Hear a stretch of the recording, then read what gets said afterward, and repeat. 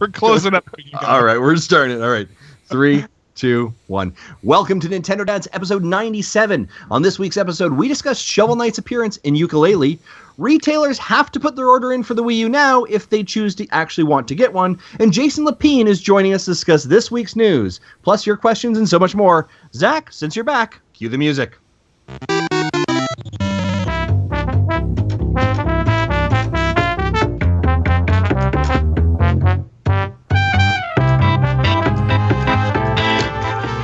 Hello, everyone, and welcome to another episode of the Nintendo Dads Podcast. My name is Zach Erickson, and tonight is September 28th, 2016. Joining me tonight after my absence, I feel like lately we've been a lot of we're kind of all over the place. Anyways, it's Justin. What's going on tonight, Justin? Hey, Justin. I am excited. The gang is all back, and we have increased our Canadian content by adding Jason on the show, so that makes it more better, eh?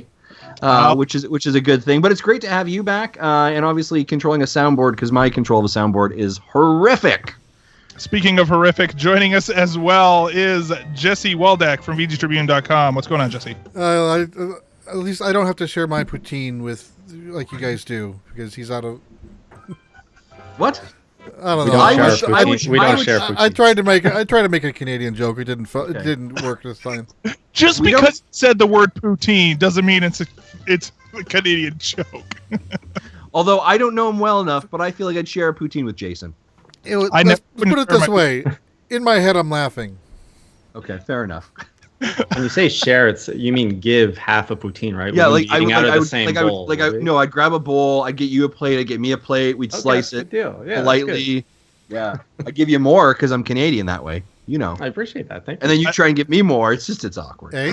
Yeah. No, you have more. No. And the poutine ends up being cold because nobody's eating it. Exactly, but we still Canadian problems, of course. Absolutely. And as well, as you said, Justin, joining us as well, Jason Lepine. Welcome, Jason, to the show. It's awesome to have you here. Why don't you tell everybody as we kind of start off here, where can people find you? Where do you hail from? A lot of places, but I guess we'll say Nintendo Enthusiast is where I've been around the longest. So we've got a website, a YouTube channel. I do a bunch of content over. Actually, I'm more the video guy over at Nintendo Enthusiast, so I'm there along with Sean Long. And recently, as of about a month ago, I started my own personal channel, which is called Hey Jay. So it's just Hey Jay with an exclamation mark. Nice. Right on. Well, thanks for being on the show, man. It's awesome to have you here to discuss all the Nintendo stuff for this week. So. Well, thanks for inviting me. You guys have a really cool theme song, by the way. Yeah, that's thanks to OC Remix. If you've never been to ocremix.org, by the way, it's where we get most of our music, and it's all free, and it's just like video game remixes and stuff. I've been a huge fan of theirs for like 10 years. So. Well, I've browsed their library many times. Yeah, so that is where that's from. So, anyways. Hey, Jesse, did we send out a link by chance? I did 20 minutes ago. Can you send out a new one? I can send it again. I think that's a good idea. All right, well, while we do that, let's head into the news, shall we? Do it.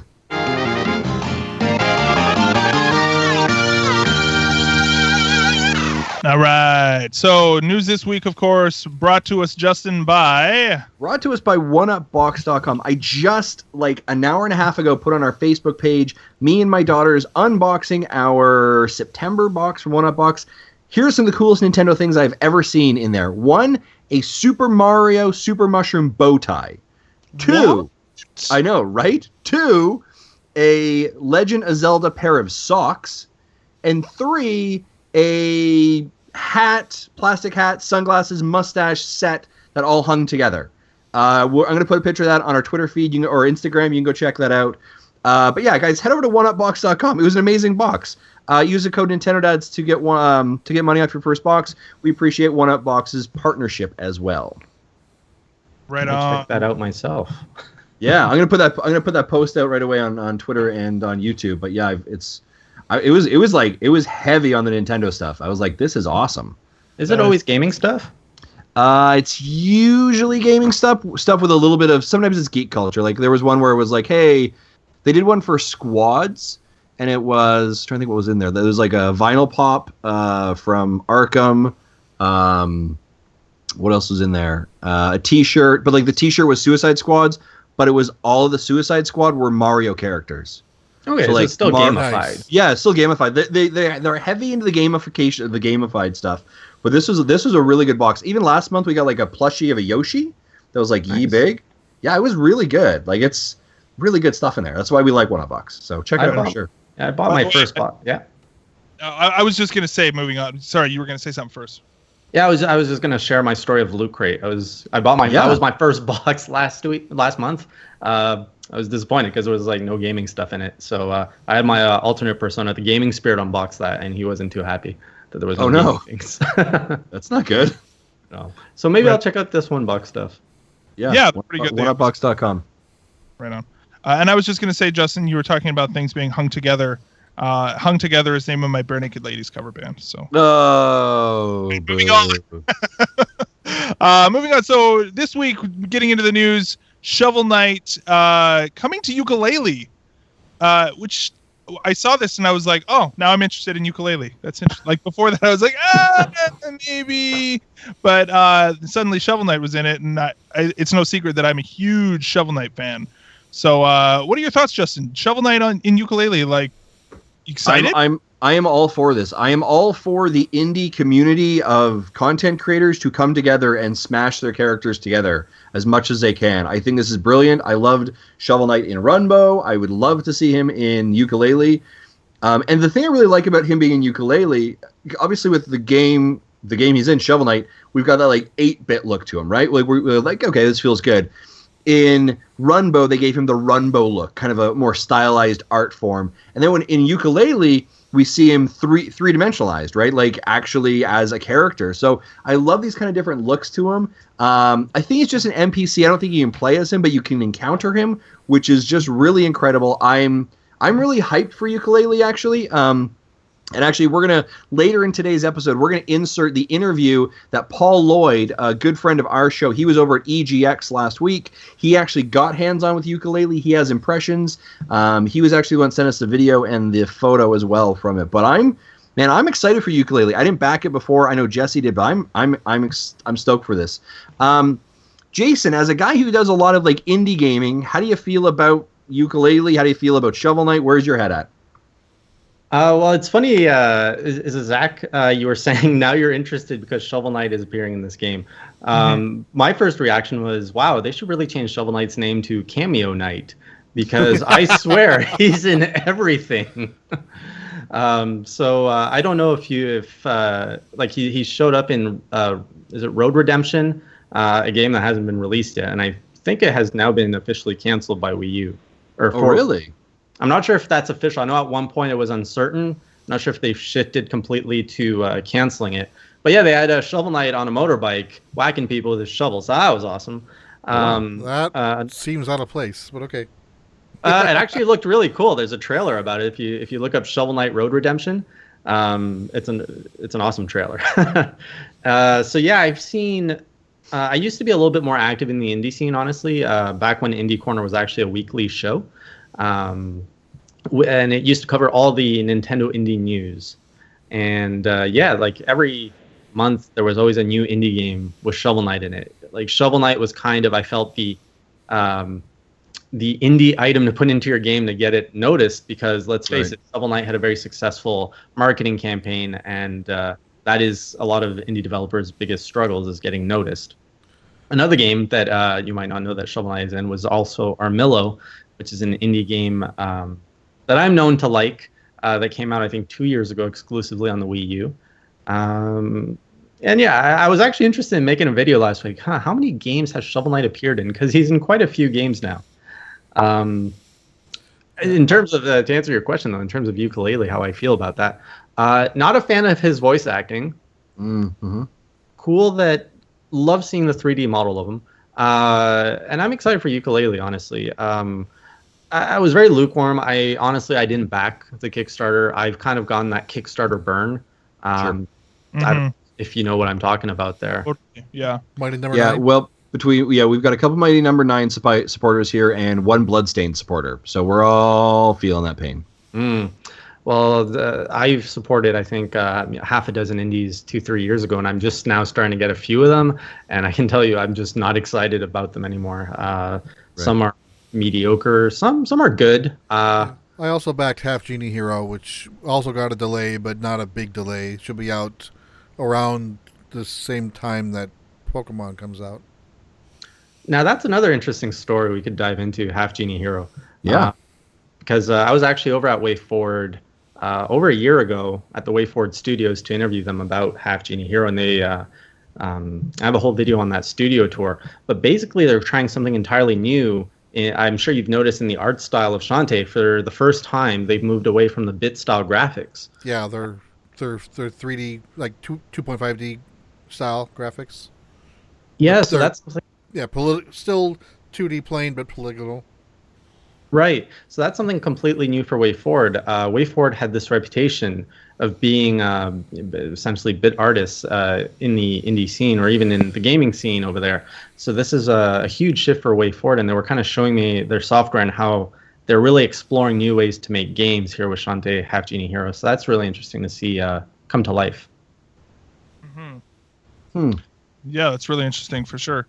So like with this now, by the way, I just was noticing, talking about like the Shovel Knight 3D model in Yooka-Laylee, it's really funny to me how when he becomes this 3D model, or as he's kind of, because he's very much a sprite model, and you kind of see that traditional sort of actual illustration artwork that we've seen of Shovel Knight, and then this 3D model, it's almost like his shoulder, like his arms are at a 90-degree angle, and like his entire bicep is underneath the shoulder pad. I don't know if you've noticed that. It's just a really bizarre sort of, because his shoulder pads are so large.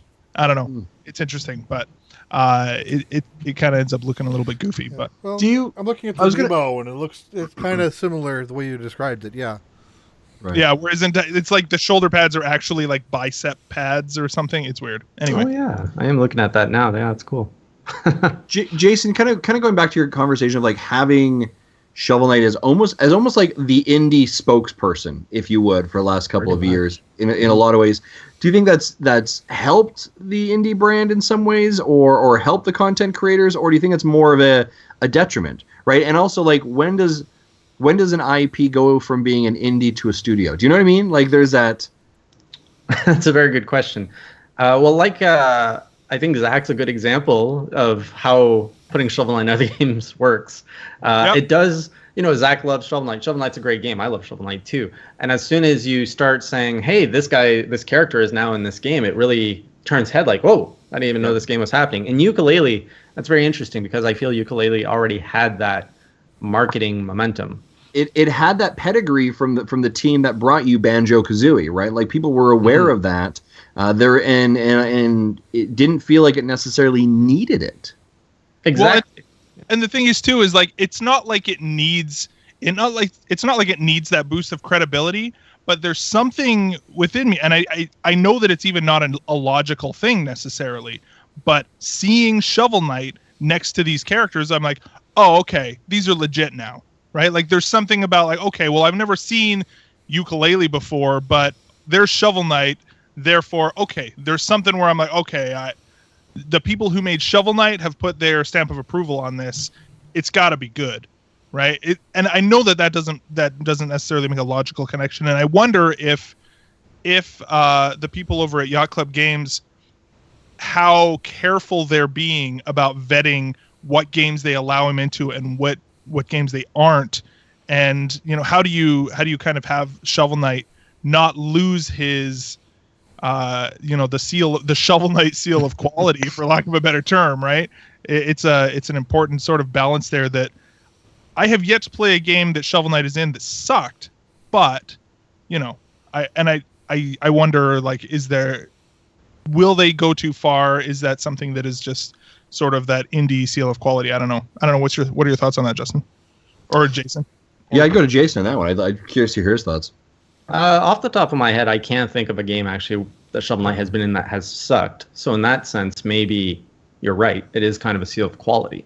But from what I've heard, it's never been a very difficult process to borrow assets. A lot of indie developers, oftentimes, if they meet up, at events like PAX or any kind of developer summits, it sounds like it's as easy as just asking.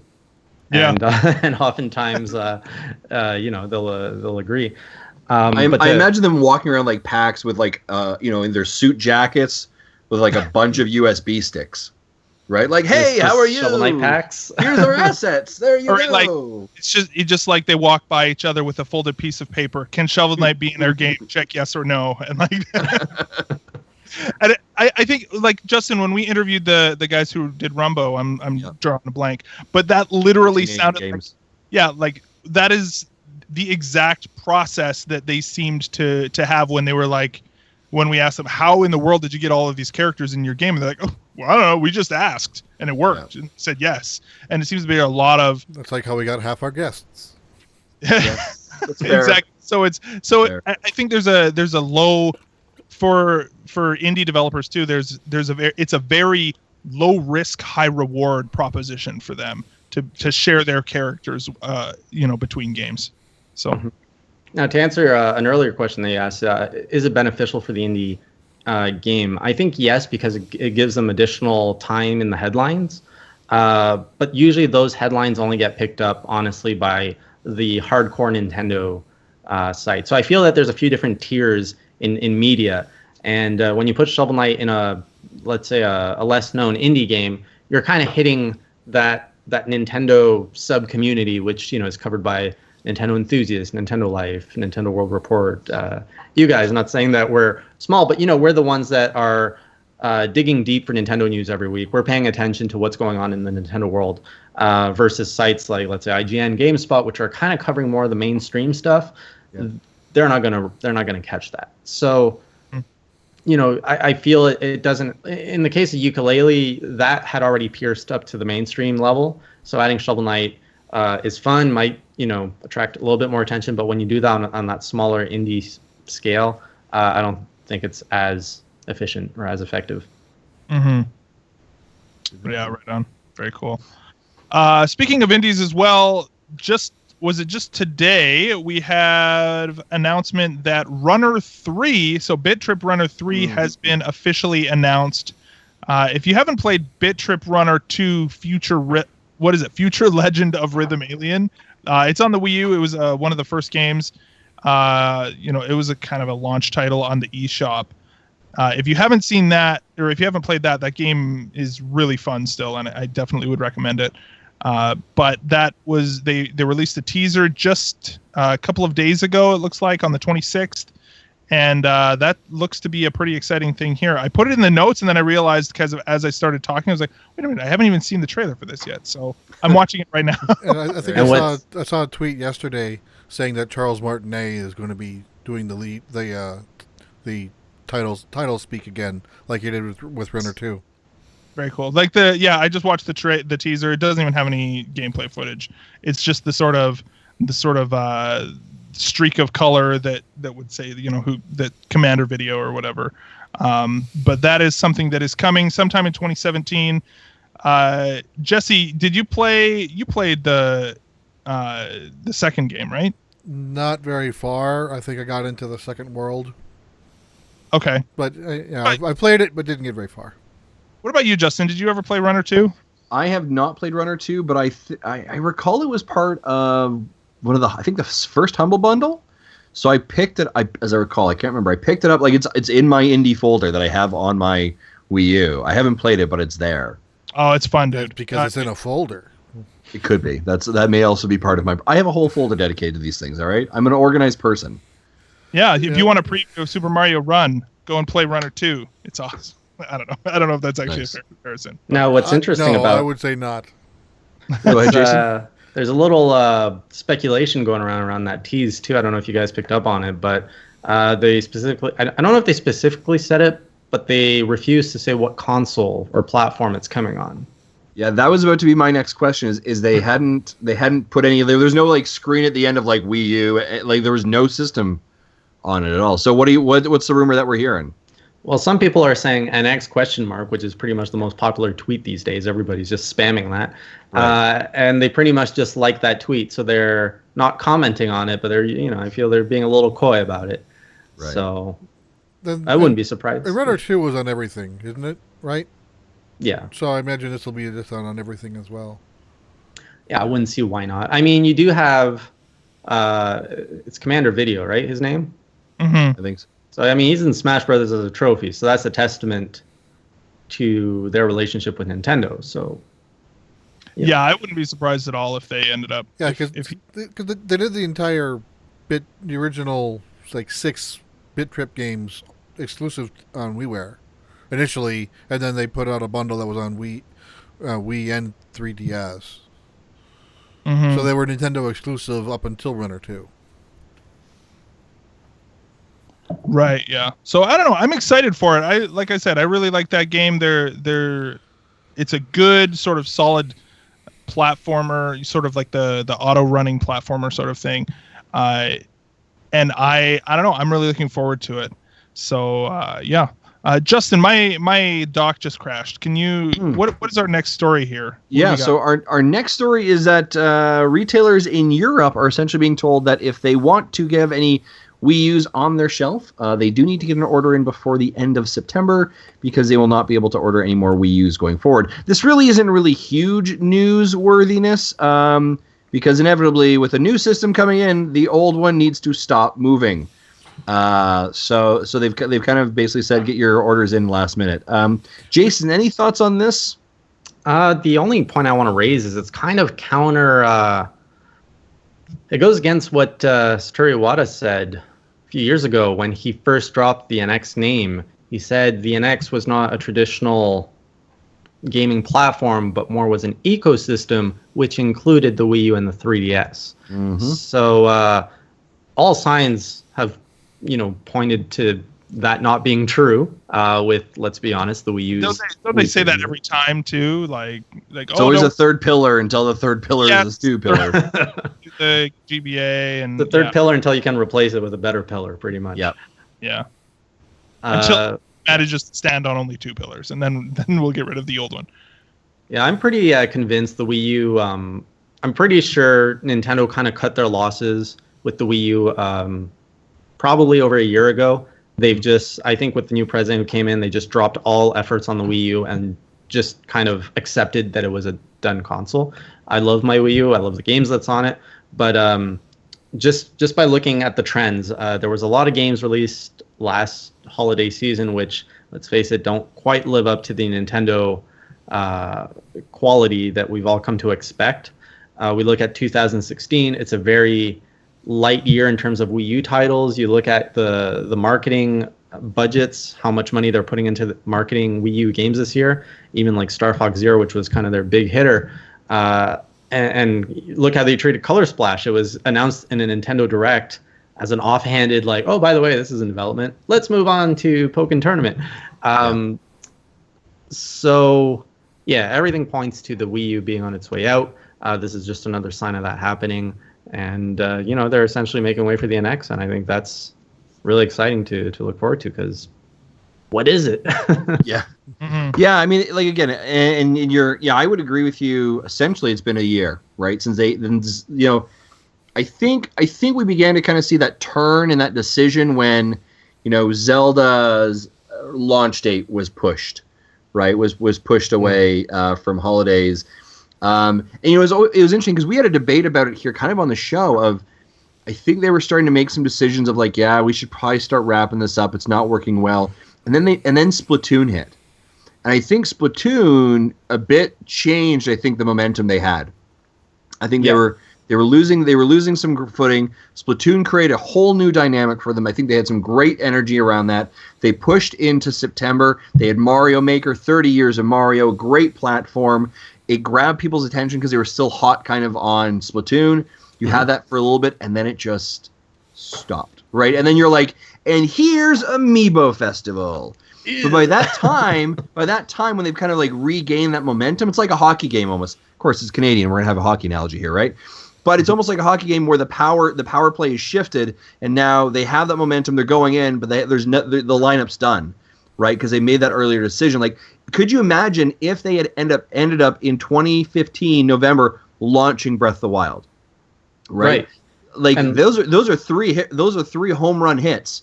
Or 3 power play. We're using my sports analogy is flying apart. I'm not gonna lie to you right now. Well, if you go that would have changed the momentum. If you go even 6 months before Splatoon, wasn't that Smash Brothers' release time? Yeah, that was November, right before Black Friday. Right. So you had Smash, which was their crown jewel. We can all see how they treated it, And then that kind of went into Splatoon. And then, so yeah, they were. Well, and I'd even argue, actually, speaking of that kind of like, like back, roll this clock back. You're right about Smash, Jason, 100%. But the other thing they had at that moment, this weird craze, was Amiibo hit the world. True. Right? And you had like 6 to 9 months of the Amiibo fever, which was like the worst rash you've ever had in your life. And they rode that basically all the way up to June. Splatoon comes out. They've got new Smash updates. I mean, if they had, I do think they had that momentum, and it could have been a different game altogether. They did have a really great momentum last year, and I feel that their E3 2015 like sucked the air out completely. Yeah. I was there, and it wasn't like, it knocked the wind out of me so much I didn't even go back this year. Oh wow! I was like, it's not worth it. Flying from Toronto to LA is expensive. Yep, and I absolutely don't do that. But I feel that they're starting to turn that engine up again. You're seeing them dip into that nostalgia, and I'm not sure if this is all coincidental, or if they're just being lucky, or if it's all planned. But everything that's happening with Pokemon Go, with the classic NES, with Mario Run being unveiled at the Apple event, they are tapping into a whole that Wii market, if you will. They're hitting the nostalgia, reminding people of, let's face it, the people of our age that, hey, remember how much fun you had on Nintendo? And then they're making it relevant to mainstream by being like, you can play Mario on your Apple device.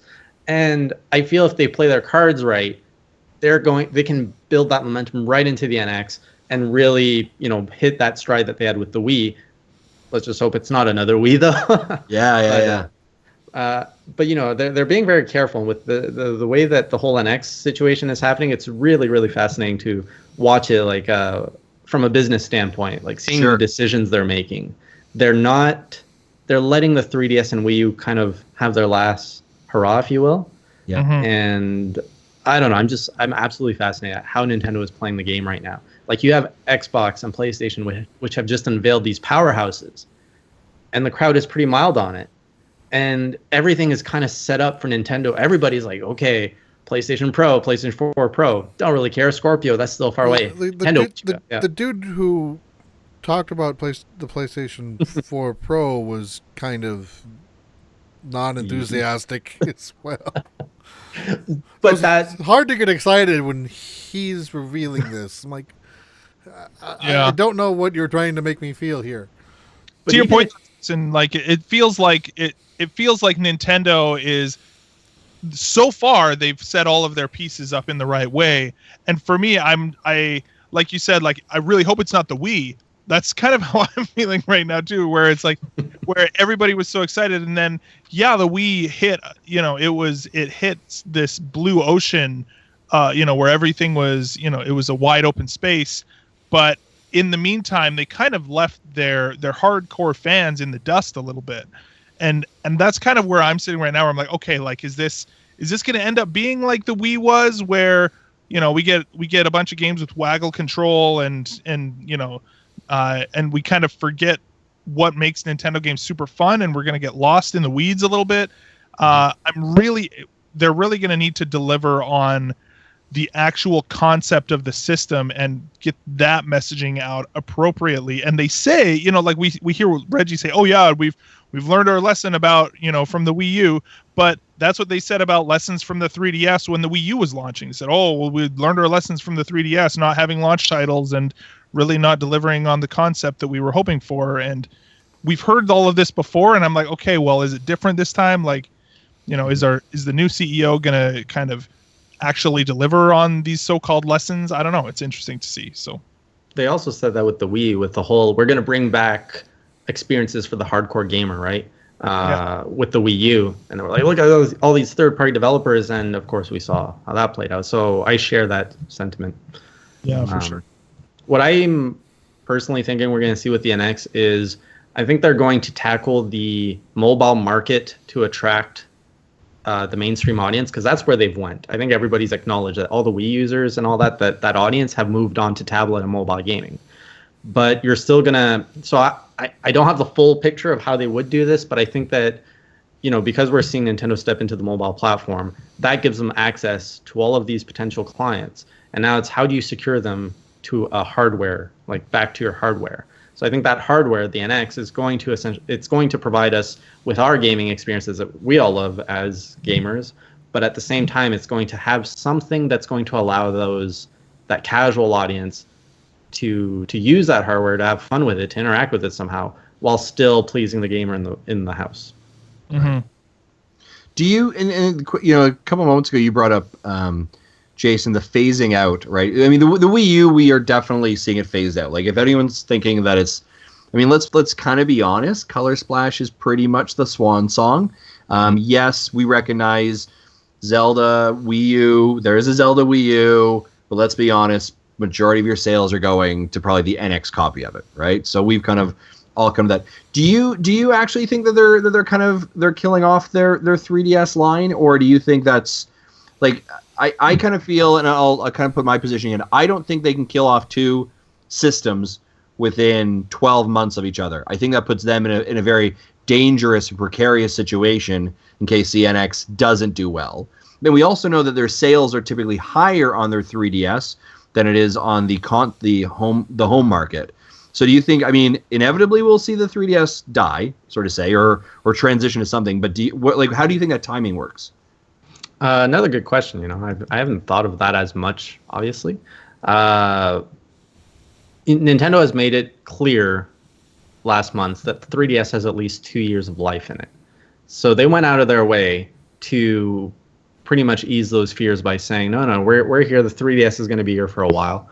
And I think it comes down to what you said. As a business, they can't just give up everything that they've built up to this point and put it on this thing that nobody knows about.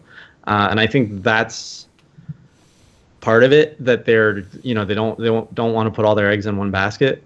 If, let's say, the NX does replace the Wii U and the 3DS. On another hand, I do think that we are seeing just the business issue. I think they see the 3DS as a good way to make more money. They are a business. They're looking for ways to make more profits, and the 3DS is more profitable than the Wii U. The Wii U was obviously, maybe they were losing money by last year, and it was a clear signal for them to pull out. Whereas with the 3DS, I think it's easier to argue that there's still some room to make money on that platform. So that's why I think we're seeing that 2-year still gap. I sometimes wonder for the NX if we're going to see almost like this tiered approach, right? And so what I mean by that is the 2DS, for example, is kind of the, hey, you're a first comer to the DS family, you've got kids, you want something durable, here's our portable system, right? And then imagine if we went, hey, you're kind of like a mid-ranged gamer who's on the go, here's our 3DS. But if you are the extreme hardcore, you like take it on the go and play at the home and do all these things, here's our NX. Do you know what I mean? Like, I almost feel like this mobile moving pendulum of work, I think it sometimes feels like maybe that's where they're going to go. We've also heard those rumors that, the cartridges, they're going to be putting cartridges. We've heard rumors that maybe the cartridges are going to be very similar to the 3DS cartridges, right, for sizing as well, and that there may be some cross compatibility there, right? So imagine if the NX you purchase has the 3DS slot available where you can pop in your 3DS cartridge and play it that way as well. So I think there's a lot of interesting strategies they're going there for. Yeah, that would be awesome if that's how they went with it. Honestly, it's again, that's another first. I've never heard anybody propose that, but I would love to see it. I think that would make a lot of sense. It could also just be a coffee maker. Like, let's be honest. Or a toaster, honestly. Yeah, toaster oven, for all we know. So And when the toast pops up, just goes ba-da-bup, ba-da-bup, and that's it. And it says your toast is in another toaster. Yeah, your toast Oh, is no. No, not again. Wow. Okay. That's true. The price point, though, I see a comment in the chat here. Oh, that's on the Wii U. But I think on the NX side, the price will really dictate the success of Nintendo. I don't think that they can... Nintendo is very creative, very unique. I don't think they can compete with Sony and Microsoft at equal price range by saying, "Hey, we're the same price as these other bad boys, but you gotta give in to all our quirkiness and unique stuff." Like, no one wants that. People kind of put a lower value to that. And even Nintendo have kind of done business over the last 100 years, priding themselves on using existing technology to create entertainment, which provides better bang for your buck, basically. So if they can get that price point, I think at like 250 mark, almost like half of what you would get on a new PS4 Pro, let's say, or a Xbox One, I think that would really secure their success. Mm-hmm. Yeah, it will be interesting to see where that price point comes. I mean, the whole thing's going to be interesting, right? Like the moment we actually finally hear something that's not a rumor. I have to actually give shout outs to, I'm gonna pull it up in our chat, but it's who was a good friend of our show and frequent contributor. Where did it go? Colin actually created a mock-up of what he believed the NX could look like using cardboard. Because he was like, I'm just tired. I'm going to make something. It's pretty funny, actually. But like at this point, we just have to just tell us. We're getting tired. Yeah. There's a question in the chat here. It's NX 249, 299. I think. What do you guys think? I feel like 249 is going to be too low. There's no way they go 249. Well, I think unless they go with that sort of handheld home console hybrid thing, and it's just the handheld unit that is 249, maybe. Yeah, I think I said something similar to that before. You know, the base unit, just the handheld unit, would be about 250-ish, 200 to 250-ish, and then the dock to go onto your big TV, it would be an optional add-on. That would be like Would they make that mistake again after pricing the original 3DS at 250 or whatever it was? I think it was 250 originally for the 3DS, and the thing bombed like crazy, and it didn't take off at all until it dropped to about 170. So I don't know if even that's true, right? Like the 3DS bombed hard. So they may be trying to lean toward that $200 mark where the XL is now. And that's kind of why I don't think it's necessarily a hybrid. Yeah. Or maybe not the hybrid that all these rumors are kind of pointing to, because there's no way you can get it a hardware to do exactly what these rumors are doing at a reasonable price point. As Jesse's saying, if you got something that's running as if it's running a game like Breath of the Wild, that right there puts out about a $250 hardware with no markup, let's say. And now you're going to add portability aspect to the hardware. That's going to bump it up. Like the Wii U kind of has that, and 350 is what they could do with that. So to make that even more advanced, like that doesn't resonate well with me. I can't see them making a cheap product that does what these. Well, that's the thing, right? Is that you think, okay, yeah, well, the iPad is what, 500, and it's portable and it's pretty good graphics, but again, it's $500 bare minimum, right? Mm-hmm. And that's for a 60. That's maybe got 16 gigabytes or 32 gigabytes of flash storage, which is nowhere near enough for a console. I think if they were to have a portable aspect to it, they would need to be able to price it high enough.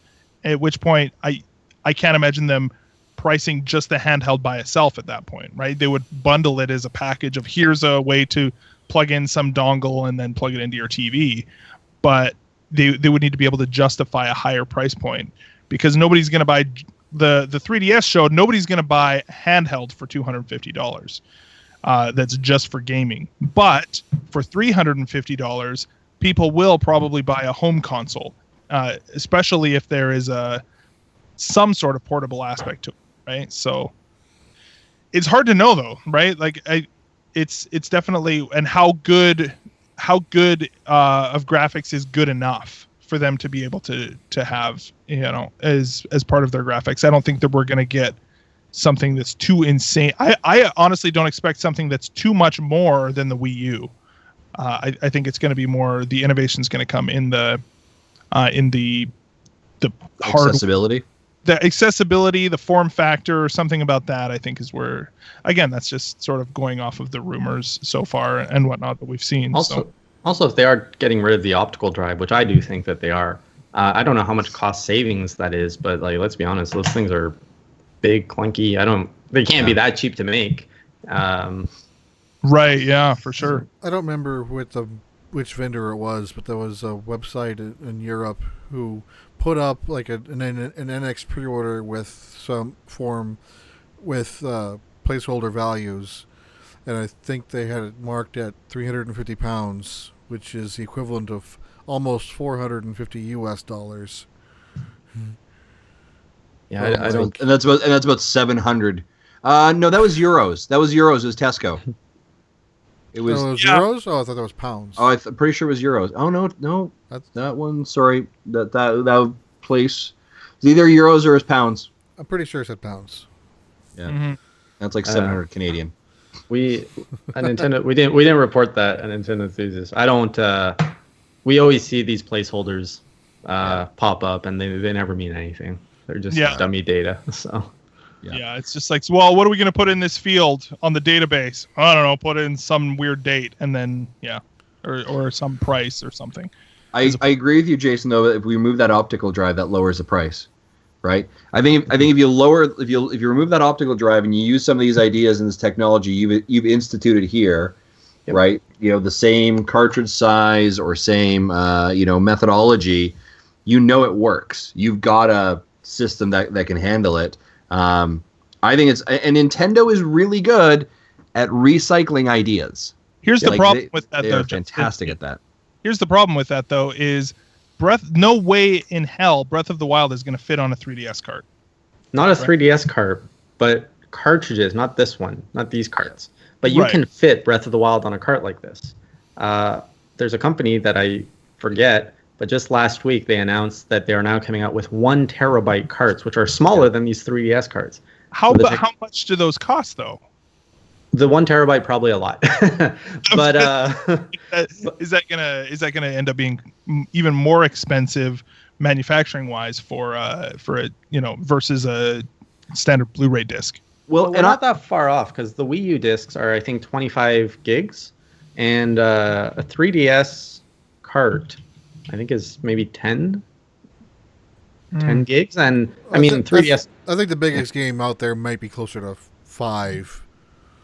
Mm-hmm. Like looking at something like Monster Hunter 4 or like Xenoblade, those are really, pretty big. They definitely games. have a few games that are more than 3, but And keep in mind the Vita cards are also cartridges, which are smaller than the 3DS cart, and the Vita games are very,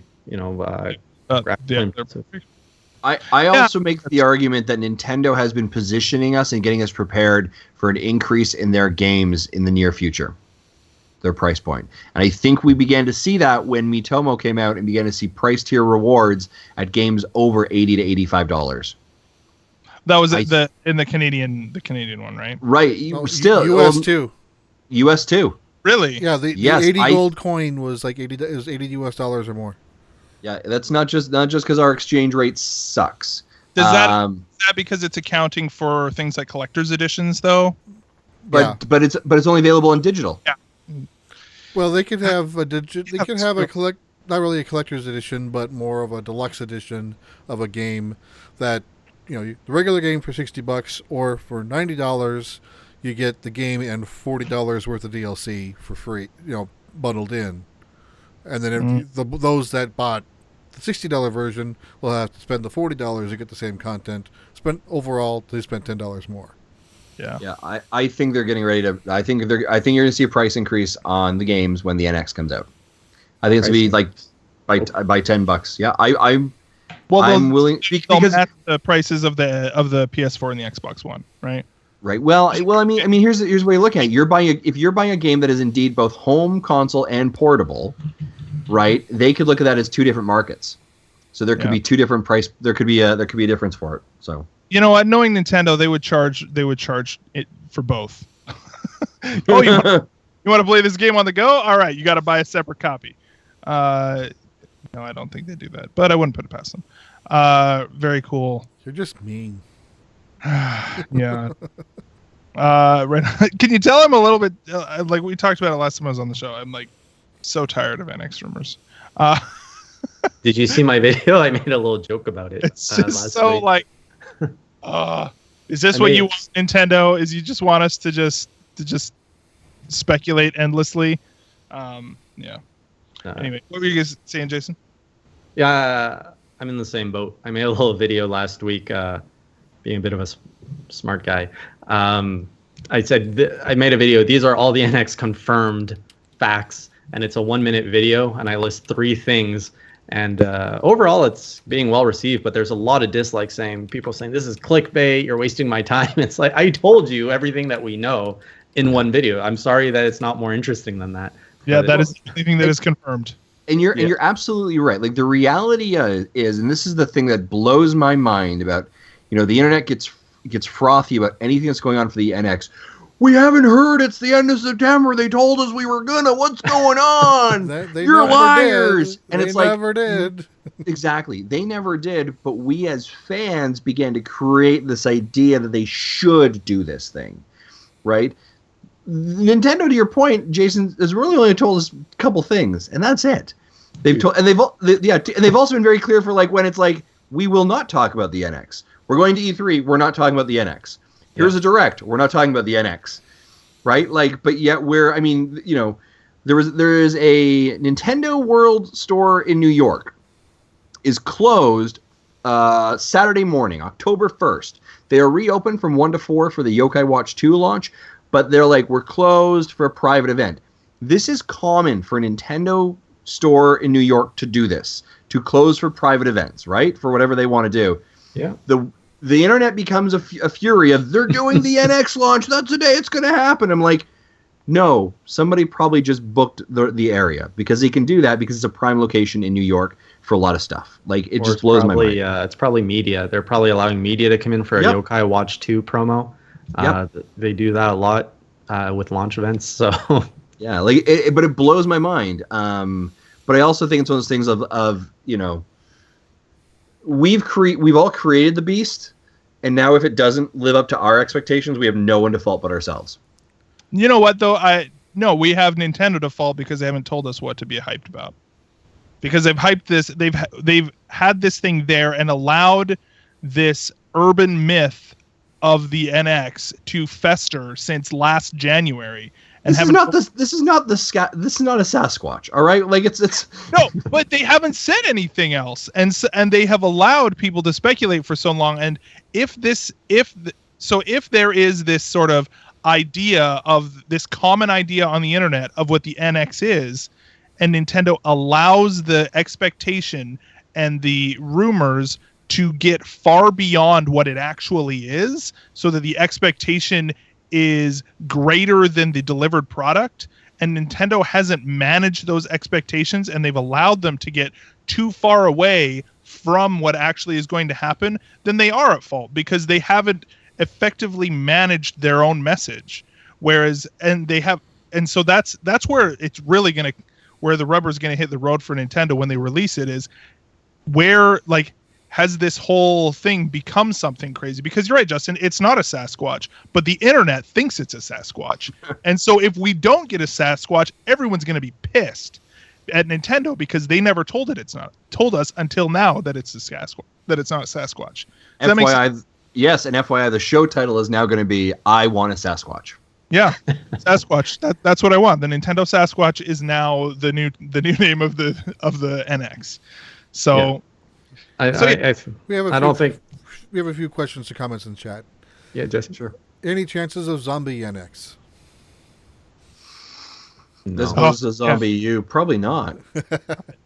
No. I want it though. I want it. I'm thinking no as well. Even though Ubisoft did port it to other systems, just calling it zombie.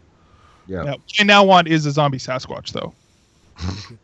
Okay. What about that Beyond Good and Evil 2 teaser? Yeah, so I heard that came out earlier this week about Beyond Good and Evil 2. It'd be great if it showed up on Nintendo, but I'm not holding my breath. Well, the original one was on GameCube, I don't know. wasn't it? Jason, what are your thoughts? I think we're seeing some very strong signs that it's all but confirmed. I would not be surprised to see Beyond Good and Evil 2 on NX. And I really hope that that's what's happening. Because Ubisoft is like that kid that knows a secret and they just want to tell everybody, but they're like, no, you're not allowed to tell anyone. And I feel Ubisoft is like going every way they can to not break their non-disclosure agreement. but you can tell they just want to talk about something. They do. Yeah. Like they even said, "Oh, look at," they went out of their way to go say, "Look at this guy, one of our staff's Instagram account. What's he posting there?" Like they're playing, like I said, like a kid with a secret. So I'm not going to expect it, but I wouldn't be surprised. Right. Mm-hmm. Right on. Any other questions before we move on to what we've been playing, Jesse? There was a DLC question up there.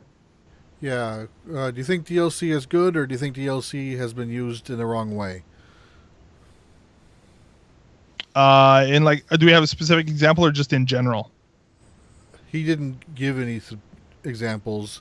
My short answer is it depends on the game. I've seen it done right. I've seen it done not so right.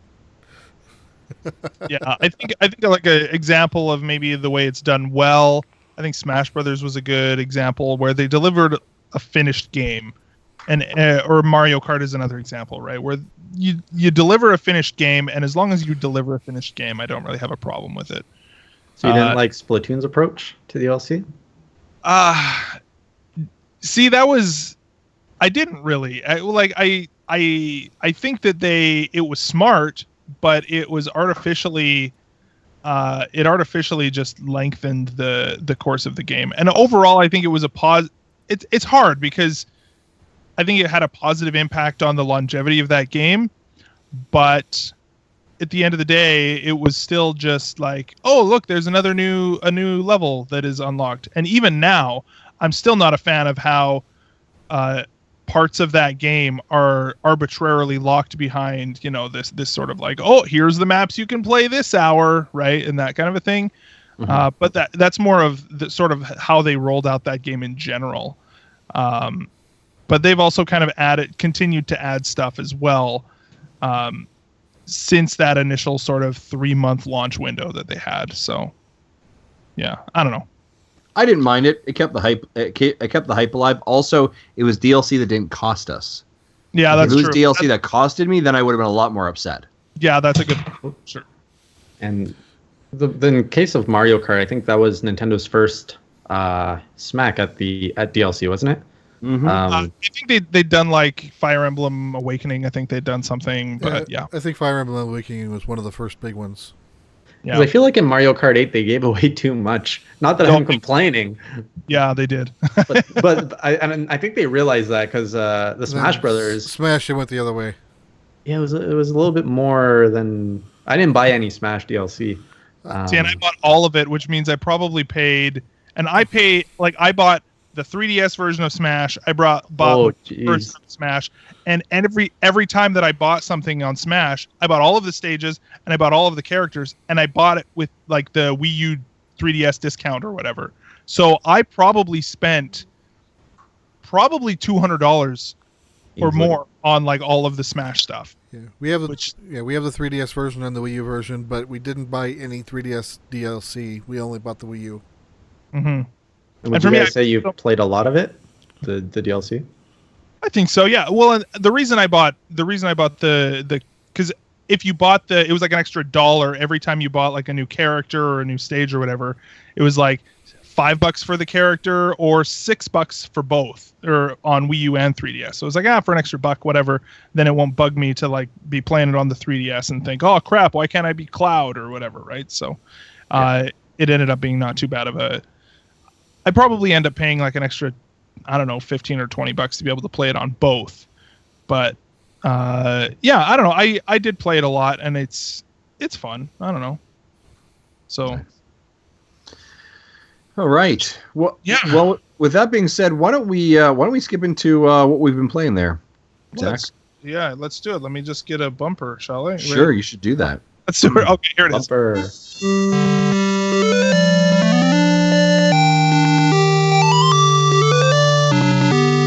All right, cool. So, Jason, we have a tradition on this show where we let our guests go first. What have you been playing lately? I'm just first thing. I'm totally gonna steal your idea of these bumpers. I love them. But yes, what have I been playing? I think I can. Yeah, I can. So Yokai Watch 2 is actually a game I've been playing the last few days. Obviously, it's a review copy that we've received for Nintendo enthusiasts, so I've been lucky enough to get that a little bit early. It's my first swing at Yokai Watch. The first one I tried, I didn't like it. Honestly, it just didn't hook me in the first 30 minutes. This one, because I need to capture the video footage, I am forced to go beyond that 30 minutes. And now it has hooked me. I was like, oh, there's a lot to do in this game. There's a lot to collect, and I've always been a collector my whole life, so they're hitting my weak point there. I don't like that because this is gonna suck my time like crazy. And then I've been playing a lot of. I just beat Super Metroid for the first time this week. Nice. Did that in one of our live streams, so that was fun. I've got this huge Metroid itch recently, and now I'm gonna go back and play all the Metroids because honestly, before this year, I had only beaten Other M. Was Other M your first intro into Metroid? It was officially Metroid Prime. The first one was, but I had no idea what I was doing. I didn't know anything about the universe. I was completely detached. All the references in Metroid Prime, I was lost. I was like, yeah, it's kind of fun. But Other M is the one that really brought me into the Metroid universe. I'm like, well, who's Samus? What's going on here? And I loved it, honestly. So that's Other M you're saying? You loved Other M? I loved it, yeah. See, I'm not the only one. I didn't say it was bad either. I just want to make sure I heard that right. And I saw a bunch of videos today. I know of the hate, but I really think Other M was geared towards the non-Metroid audience, such as myself, and it was meant to bring us in to the franchise. And I think if that's really what it was meant to do, it succeeded, because now I'm going back and playing all the Metroid games. Yeah, I was saying in our Hangouts that a few months ago when I had the Metroid itch, I tried playing Axiom Verge on Vita, and that really didn't do anything for me. I ended up going back and playing Metroid Fusion. I think I played through it twice, just to try to get that second playthrough, where I knew where everything was, trying to get it under that 3-hour mark. That's interesting. You didn't like Axiom Verge?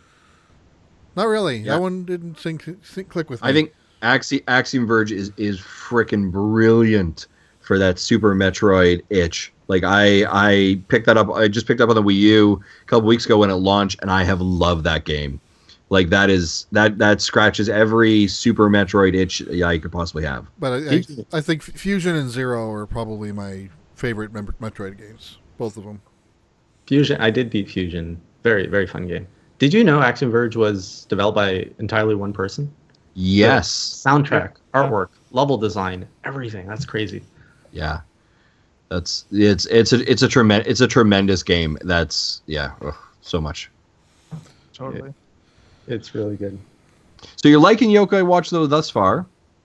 Yes. I always thought it was a little bit more appealing to the younger crowd, but the dialogue is pretty witty. I actually like the interaction between the characters. The gameplay is very kind of simplistic, but charming and fun. Have you guys played Yokai Watch at all? I played the demo. I played both demos. Yeah. So the new demo was surprisingly short, I noticed, where it was literally just the demo was basically, oh, you're in this house and now go outside and fight this cat that's as big as a house and you're done. And that was the whole demo, and I was like, oh, okay, that was short, but I liked it. It seems interesting, and I'm definitely interested in it. I didn't play the first one though, and I'm kind of like, man, am I bonier, am I fleshy? I don't know. I gotta kind of figure it out. What's the difference? I don't even know. I didn't get to choose. It was made for me, the decision. Yeah, it's similar to sort of situation to the Pokemon, Red and Blue. It's like, okay, well, there's version exclusive Pokemon, and I think they go a little bit further where there's actually some of the villains are different in it, and some of the people that you interact with are different in it. But so it's kind of hard to say.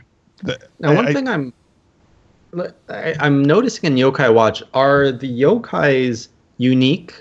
Like in Pokemon, you can have as many Charmanders as you want. There's a bunch of Charmanders in the world. But in yokai, it seems like a yokai is a unique thing. And once you befriend one, you've befriended that yokai, that unique yokai, and you're never going to encounter another one. It's not the idea of a species, there's a specific type or a specific there are not multiple Jabanyans or whatever, for example. Is that kind of what you're saying? Right. Yeah.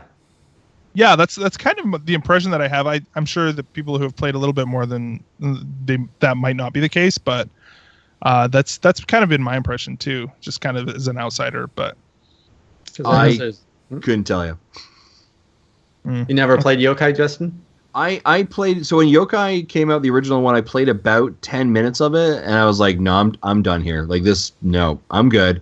Yeah. And then much like you, NOC has sent us a review copy, which is showing up in the next like 24 hours. So I know they're going to be like, no. Now, much like you, okay, I'm going to have to play this. I'm going to have to work my way through it. I'm going to take my daughters. We're going to work through this together. But like, we have a good friend of the show, Marty from the Reactor Radio Network, and he loved Yokai Watch. He thought it was fantastic. So I think, kind of like you, if you kind of slug your way through some of it, I think you can find what's there and very valuable. I think it's got a good marketing as well for kids. I think there's a lot of positives to it. It looks good. I always kind of question the positioning of it with Pokemon so close, right? Like these are both probably relatively large games that kind of both scratch that itch. I would assume they're touching that territory. And honestly, when I'm playing this game, I wish I could be playing it with my son, honestly, because I feel that he would be loving a lot of these smaller aspects a lot more than I would as an adult. So let me know how you find it with your daughters. Yeah, the oldest is 8, and my youngest is 6. So I suspect there's going to be a little bit of variance there. And again, probably a good game to work through like reading skill sets with them as well. So yeah, it'll be very exciting. There's no voiceover in that game, though, is there? A bit. Like every time you catch a yokai, they say their name out loud. Mm-hmm. The cutscenes are all voiced over in English. There's randomly when I catch yokais, I get like a little bonus scene, they say, and it's literally like a 5-second clip of the anime, and it's so random. It could be like a yokai catching a fish. And like you got the full sound clip in there. I'm like, why am I getting this? and it just says bonus on top of it. I was like, all right, that's cool. Sure, I guess it is exactly what it is, a bonus. Extra space in the cart. They needed to fill it with something. But I'm really surprised at how much they fit in the cart because I've heard of a lot of games that they couldn't put. I think it was Fire Emblem Fates that they couldn't put. I think full voiceover, or they couldn't put Japanese and English audio because of the cart size limitation. Yep. But Yokai has like a full anime intro, fully voiced, and they use voice throughout the game. So yeah, solid package. I'm almost concerned that as I show my children this and they get like into it, then the next thing I know is they're gonna be watching like Yokai Watch all the time. Like I feel like it's got those hooks, those like you can see here's the cartoon, here's the toys at Toys R Us, here's the game. Like it is marketed, it is targeted. The watch, it's all geared so that kids can actually wear the gear. Yeah, I am almost afraid that slippery slope. Now to just buy those oversized watches for both of them. Just give in now. Now, I've heard from a lot of adults though that the show has a lot of humor for adults in it. Like all the episodes have a theme. Like who was it that was saying this last time? Don, a guest on one of our podcasts, said there was a whole show that revolved around like Steve Jobs. But it was all kind of in these references that might go above children's heads, but adults will get it. So it sounds, I haven't seen the anime, but I'm actually genuinely curious. See, it's hooking into me already. There you go, right? Yeah. Nice. Now, can we just agree, though, that like the subtitling of Fleshy Souls and Bony Spirits is probably the worst? Like somebody should have had a little bit more time to think about that one. Or they had just the right amount of time. Again, going back to that idea of jokes that the adults are going to get that the kids are not. Right. So I don't know. There's another question in the chat. Jason, are you able to say which version that you're of the game you are reviewing? Yeah, I typed it, but I guess our listeners wouldn't know. But yeah, I have Bony Spirits is the copy I'm playing with. Very cool. Right on. What have you guys been playing? Justin, what have you been playing, man? So I have been slogging through Ocarina of Time. I've mentioned this before. For those of you that are like following along with Where is Justin in Ocarina of Time, I have transitioned from young Link to adult Link now. So that's a really cool setting, or very cool moment. This game has got its hooks in me hard. Like, this is the game that I'm like, I want to play before I go to bed. I've got to like dedicate time of like, I need, if I need to go mow the lawn before I play this game, or else my time is going to be gone. When the girls go to bed, I'm like, yep, time to pull this game out. So it has got me in hard. But after the transition from young Link to adult Link, and you walk out and you see Hyrule 7 years later, man, that is a scene, right? Like that is, because it is so bright and so colorful, and the market is so celebratory, despite Zelda just being kidnapped. But like, let's not focus on that, right? But like, everybody's in a good mood. The entire area is positive, and you go in and you come out, and that looks like a scene out of The Walking Dead. And then there are literally those like zombie things walking around. I was like, scared. I was like, what just happened? This is like, it went from kind of cute, fun Zelda exploratory to like, this just got real. This got real fast. Is this your first time playing through Ocarina of Time? Yes. Oh my God. Yeah. Wow. So it's a whole new experience. I was like, I didn't pick it up for the 64. But I did get it like when I had the original 64. But I remember my friends being such a fan of it, but I just never played it. I was more like, oh, let's play Mario, let's play, GoldenEye, let's play Banjo. I just never played it. I actually apparently did buy it though on the Virtual Console on the Wii when it was offered. So I had it like ported over to the Wii U, but I was like, that looks awful. But then it came out on the 3DS and it was on sale for the Select program, right? For like $30 up here in Canada. So I'm like, oh, I'll pick that up. Oh, that's right. I forgot about that, because when I bought Ocarina of Time 3D digitally, I bought it like a week before they announced the price cut. Yeah, it was like Selects, and it was on sale during that like big, here's some Zelda games you should purchase during E3. So loving that.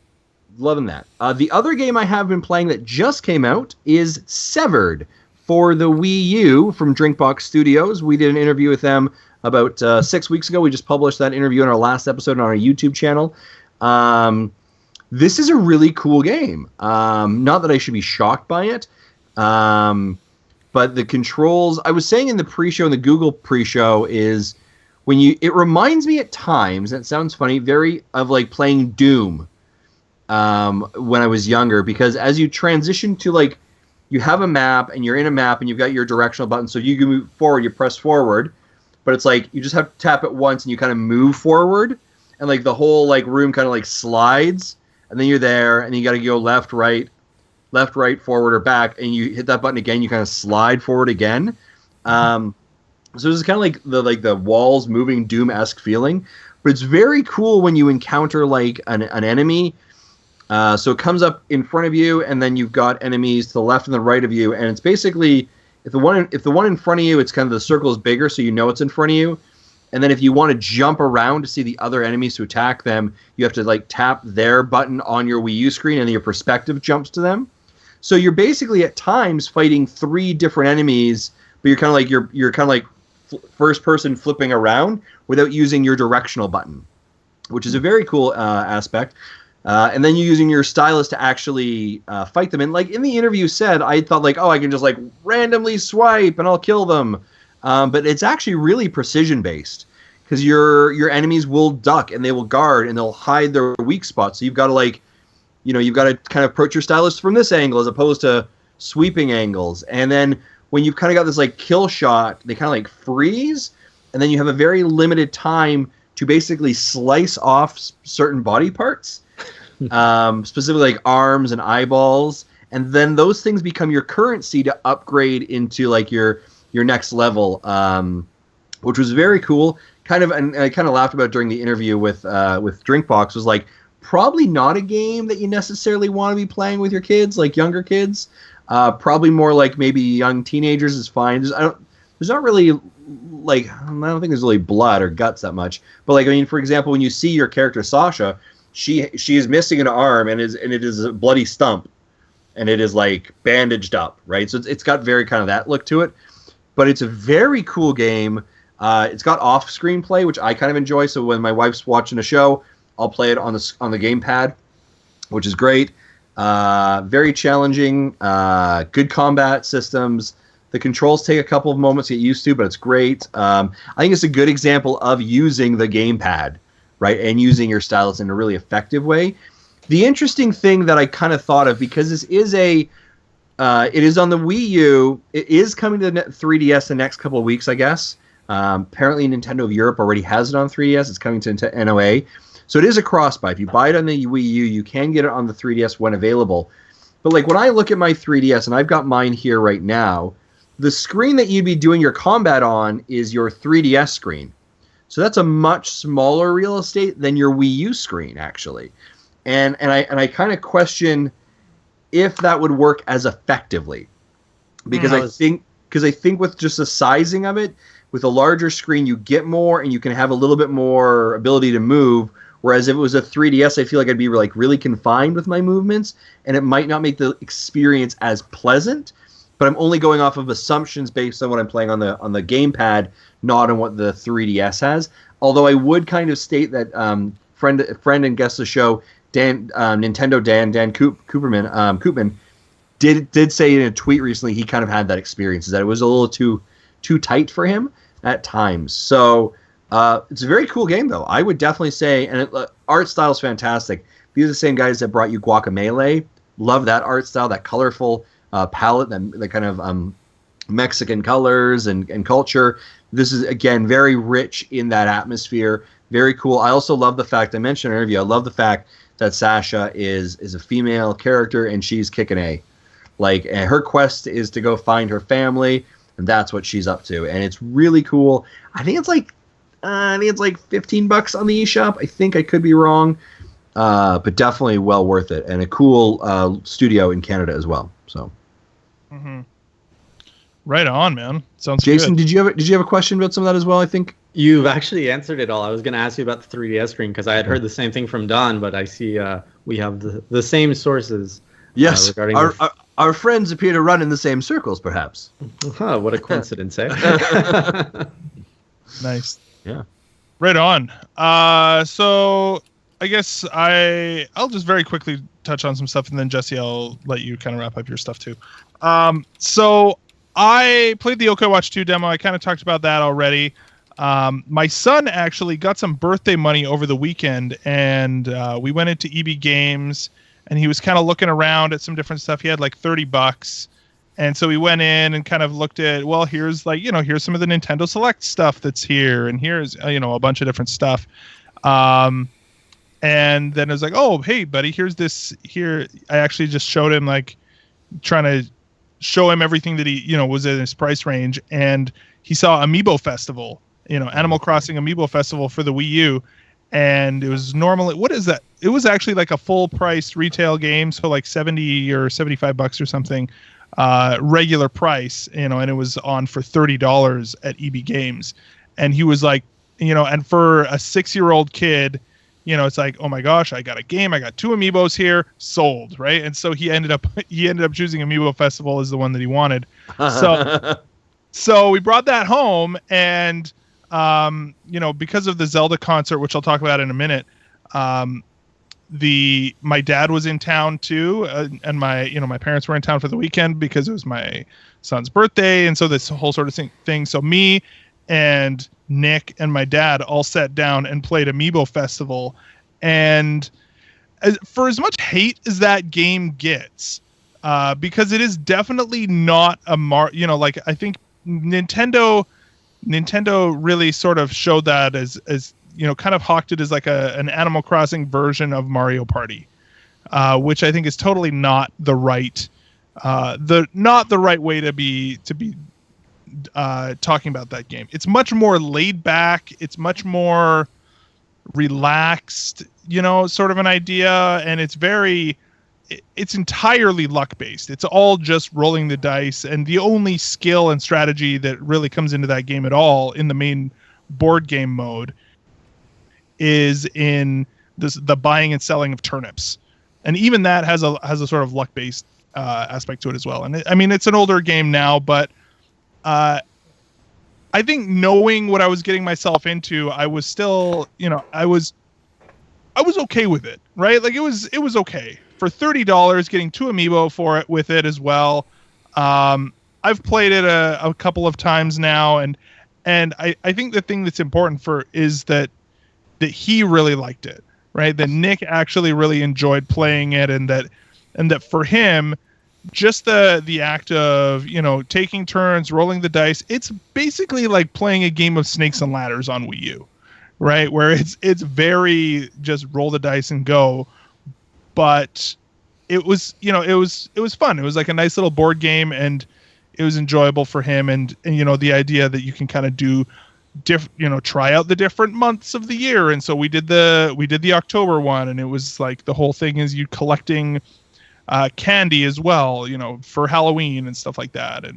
And so it's pretty interesting. It's not the greatest game in the world, but it definitely is not, nobody should buy this game at full price. But for $30 Canadian, not bad. We got 2 amiibos for it, and we basically got the game for free, right? Because you get 2 amiibos in there. So yeah, so it was interesting. It was an interesting little game, and we'll probably end up playing it some more. It's a nice, Justin, I think it's a nice sort of game. I don't know, do you have Amiibo Festival? No, we didn't do. To be honest, I stood away from Amiibo Festival because I really actually felt burned from Mario Party 10. Yeah. And because that when they began talking about Amiibo Festival and having Mario Party 10, it felt like there was a lot of those connective things, and it was really quite disappointing. So that's actually why I stayed away from it. Although my girls kind of like the Animal Crossing stuff, so this is one that when this came out, I was literally like held it in my hand at GameStop or EB Games. I was walking over the counter like $70. This one hurts. I'm like, I don't think I can do this one. I put it back, and my daughter was really pressuring me. She's like, but I get an Amiibo with it. And every time we go to like EBs, they're always like, oh, Animal Crossing Amiibos. So I feel like it's probably one we'll eventually get, but I'm challenged with it.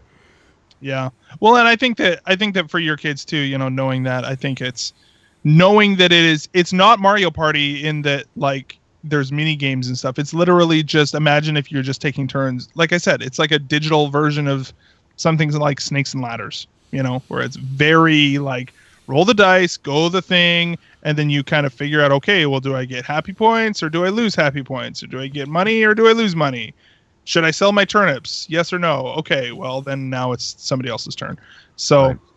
And then it does have like all those little mini games as well, and we've unlocked a few of those. It's surprising how much you have to play the main version of the game in order to unlock all of the mini games. Really? That was a bit of a surprise to me. So you have to earn enough happy points in the game to then unlock the mini games in there. So we've unlocked a few of them, but yeah. And as you kind of play through the game more, then you gain more happy points for each character, which then allows you to, like now Tom Nook wears a raincoat when he's in the game, and so right, stuff like that. So it's kind of fun. It's nothing too exciting. So, but it's a thing for what it is. You'd probably enjoy if you enjoy playing board games with your kids. Then this is, no worse than that. So, so yeah. And then finally, I went to the Zelda Symphony of the Goddesses last Wednesday, which we were lucky enough to get press passes from the people who run that. And I think it's this weekend we're going to be releasing an interview with Jason. Wow, I'm blanking on the name. He's got a man with 3 first names. I want to say I'm going to pull it up here so that I don't get it wrong here. But basically, the executive producer of the Zelda Symphony of the Goddesses, I got to sit down with him, and it was funny because I kind of went in there thinking, okay, well, I'm going to be able to sit down with him, and I'm not quite sure how much time he's going to give me, but I'll just be grateful for whatever I get. And it turns out that he was Jason Michael Paul, and he was incredibly generous with his time. Me and my dad actually sat down with him for almost an hour, and wow. This is literally the guy who is working directly with people like who worked directly with Iwata to get this symphony sort of up and running. He is the one who produced the orchestral score CD that came with Symphony or with Skyward Sword, all those sorts of things, right? And so he just sat down. We just chilled and talked for like almost an hour, and we talked about his interactions with Nintendo, his sort of past dealings with Sony, and how he kind of got his start working with Sony at things like E3, which turned into this sort of Final Fantasy symphony that he kind of headed up as well. And he even talked a little bit about the future of sort of his interactions with Nintendo, trying to get any sort of information about Breath of the Wild, and like him kind of hounding them and being like, hey, I want to get some stuff for Breath of the Wild, and sort of what that relationship has been like, and even the sort of frustration that he has had with working with a very traditional Japanese company, and what that has meant even for his ability to get stuff from Nintendo in order to create the Symphony of the Goddesses, that whole production that he's taken around the world, and how surprisingly Nintendo has been very hands off. They've kind of said, yeah, sure, do your thing. And then he's like, all right, I guess I'm going to make this video myself and not really get anything from Nintendo for any of it. And so it was really interesting to hear that. So, everybody can look forward to that interview. We'll release that this weekend on the feed sometime. And so, it's very, very cool. And the guy was amazing. And he actually, when we were there, he actually was like, he said, oh yeah, you should bring your son tonight. And I was like, oh, well, we've only got the 2 tickets and it's me and my dad already. He's like, yeah, don't worry about it. I'll take care of it. And so we had our 2 tickets already, and he was like, oh, whatever, kind of looked around or whatever. And he just walked up to the front desk, and he was like, I'll just make sure that you get 3 seats together, because I want to make sure you guys can all sit together. And then he kind of comes by and hands me my tickets, and I look and I'm like, holy crap, these are in the pit. Right, like third from the front, and I'm like, oh geez. So really hooked us up for that too, and so he was awesome, and huge thanks to him. So yeah, I saw the pictures you sent last week, and the seats you had were really close, similar to the seats that I had. Yeah, it was awesome. It was, what an awesome experience to be able to go to that, and like my son was just like, after every single number, he was like, Dad, I like that. That was really cool, right? And so he really liked it too, and it was cool to kind of have like the 3, my dad and then me and then my son, and so like the 3 generations, sort of idea there was really cool. But if anybody's ever, if you ever have the opportunity to go to Symphony of the Goddesses, it's a really amazing show, and just the opportunity to be able to sit there and really just take in that awesome Zelda music is something, it's an opportunity I wouldn't pass up. So if you ever have a chance to do that, definitely do it. So Jesse, you've been to it before too, right? Like, yeah, they were in Kansas City back in March. Yeah, and apparently they're constantly like adding stuff. He said that his current sort of estimate is that he's hoping to get stuff from Nintendo. Like, he doesn't even have any of the music at all for Breath of the Wild yet. He doesn't have any. He's literally just seen whatever footage everybody else has seen. Although he kind of played a little bit coy, and I'm like, he might have actually seen some other stuff, but he's not allowed to put it in the show for a while, or they haven't given him any resources or anything. But it did seem like he's planning on putting stuff in there as early maybe next year. So that's going to be a beautiful show with Breath of the Wild.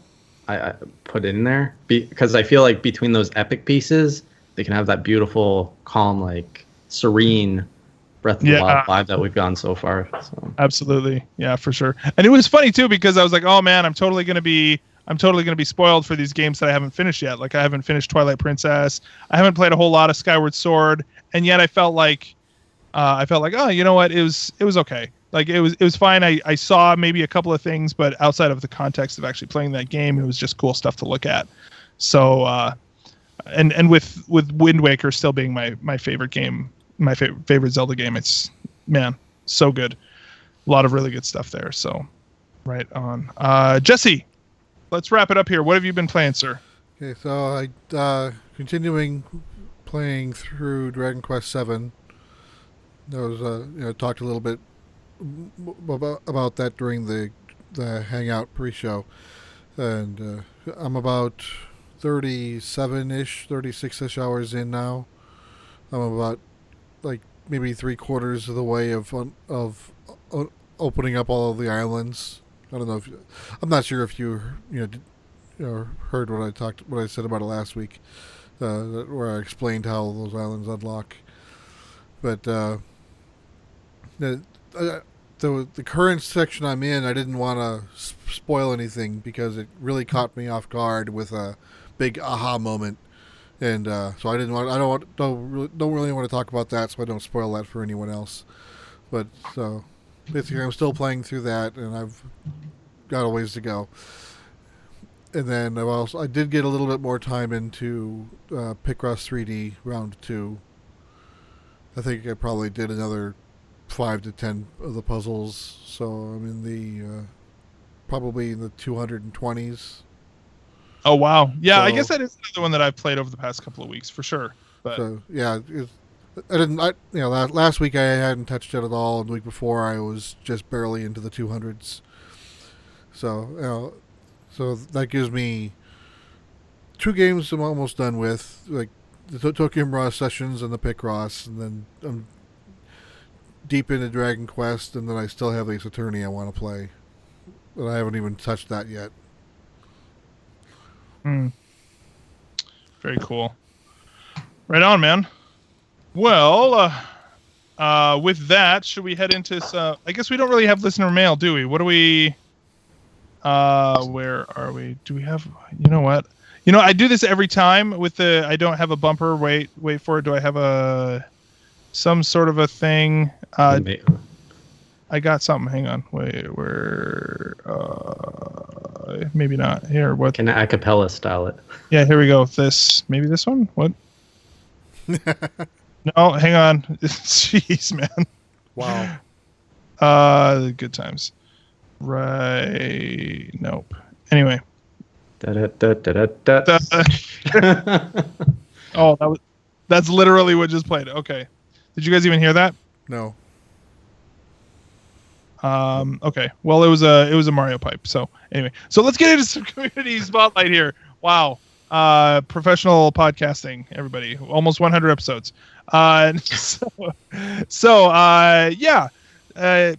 Jason, why don't you tell us a little bit more about what you've been doing, about your Nintendo enthusiast? Where would you tell us a little bit about what you do online and sort of the community that you come from, if people are interested in heading over and checking out more of your stuff? For sure. I've been doing a lot, so I'm going to put my stuff on the back burner for now and invite kind of everyone on another project I'm doing. So Nintendo Enthusiast is kind of where I made my debut. And Nintendo Enthusiast is kind of like a sub-brand of the greater company Enthusiast Gaming. And then under that umbrella, you have like PlayStation Enthusiasts, Xbox Enthusiasts, PC Gaming Enthusiasts. And obviously, Nintendo Enthusiasts is a community for Nintendo fans to come together. But Enthusiast Gaming has recently launched a website called enthusiast.gg. And that's a website that we are building. We're basically trying to build the a social platform for gamers, basically like the Facebook for gamers. And it's a platform that's accessible to anybody. It's free. And basically it gives a platform for anybody to have a voice as a video game journalist or enthusiast. You can go on there, you can share your content, you can write articles, reviews, whatever you want, and share it with people that you want. And hey, if it gets enough attention, it kind of works like YouTube, where we can monetize the content, and you get money the more views you have. So that's one of the that's the most recent project I've been working on. Obviously, if you're interested in my Nintendo work, if you head over to Nintendo Enthusiasts' YouTube channel, I've been doing videos there for the last 2 years now, starting off with the Indie Corner brand, which is what you see back there on my wall. Indie Corner was obviously a show for indie games on Nintendo platforms. I used to do a news show, and I've shifted over to a bunch of different materials now. One of my latest big projects is the history of Nintendo at E3, and it's a 4-part series. I'm still working on part 4. They're 20-minute chunks, so you're looking at over an hour of content there. And I basically take you through the last 20 years of E3, year by year, and I kind of give you a little overview of what was Nintendo doing during their pre-show conference, what was on the show floor. It's honestly one of my works I'm most proud of. So I do kind of those educative videos. I've also got skits, which I wouldn't necessarily recommend that you watch maybe with your younger counterparts. I do some skits with my colleague Sean Long over at Nintendo Enthusiasts, and that's a little bit more adult humor, if you will. And then recently I've launched my own brand called Hey Jay, and on that channel I look at video gaming from all perspectives, not just Nintendo. And again, there I try to bring some knowledge of the video gaming history of video gaming history. I try to bring a little bit more light on the indie scene. I've rebooted Indie Corner there, but it's now a review show instead of a news show. And I have vlogs of my personal opinion. So yeah, if you are interested in more of my work, Nintendo Enthusiast or Hey Jay. Right on, man. Well, thanks for being on the show. It's been awesome having you here. We were seeing in the chat here, we're saying it's been an awesome episode, and we should have you guys on. We should have you on again sometime. So, well, thank you. Jay, how did you kind of get started into all of this? By the way, like what drove that? Oh, great question. I love answering that. Honestly, I was just very. I've always loved video games since I was a kid, but I've never really found a community to bond with and to connect with. And I felt that there was something missing in my life between work and personal life. There was just something that was lacking in like the passion department. You know, I'd go to work and then I'd come home and game, but I had no one to share all of this interest I had with. So I started looking at online groups, and it was actually a friend of mine who suggested I go to this Nintendo Enthusiast event, where the founder of the website was actually trying to connect people, and they were trying to put a Nintendo convention together, basically a Nintendo event to bring Nintendo gamers together. I was like, cool, yeah, I'll help you do that. I love Nintendo. This will be fun. And it's funny because that later on went on. It took 2 years, but it eventually became EGLX, which is now one of Canada's largest gaming conventions, which was hosted last spring. But to take a step back, while that was being developed, I've always been very passionate about video making since I was a kid as well.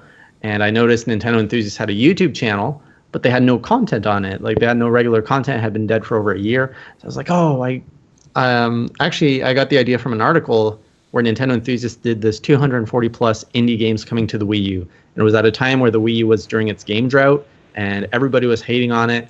And I was just like, oh my God, there's, all these indie scenes. And that article introduced me to indie games, honestly. And I was like, oh, it's such a huge article. I'm not going to read that. 240 games, that's way too much. If only there was a video that could tell me this in a lot, quicker, condensed format. That's when a light bulb went off. I had a friend who was equipped with all this video gear. And I was like, hey, I have a show idea. We're going to call it Indie Corner, and I need your help. And, I went to a video game store. I did a script. I just went through all these games, got video footage, and Indie Corner was born. And over the years, I've acquired my own gear, my own equipment. I've developed more shows, and it's just kind of kept building and building and building. That's my origin story. Nice. Kind of, I obviously. Oh, are we losing just Justin? Or? I think we are a little. Yeah. I think it's just Justin. We're losing you, dude. Hang on, I'm going to pause. All right, we're paused. Turn your video off, dude.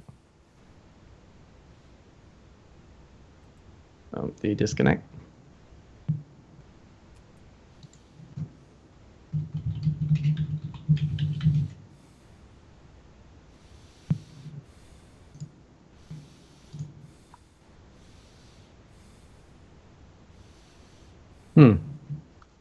To our live listeners, please understand. Love it. Yeah, the YouTube live stream doesn't stop. It keeps going. Yeah, Justin, he's gone. He had a question, right? Can he still type in the chat what his question was? He's typing on the current in. Whoa! Now the whole call died.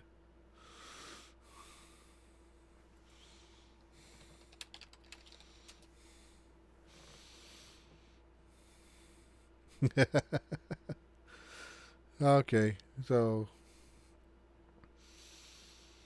hopefully this comes back soon.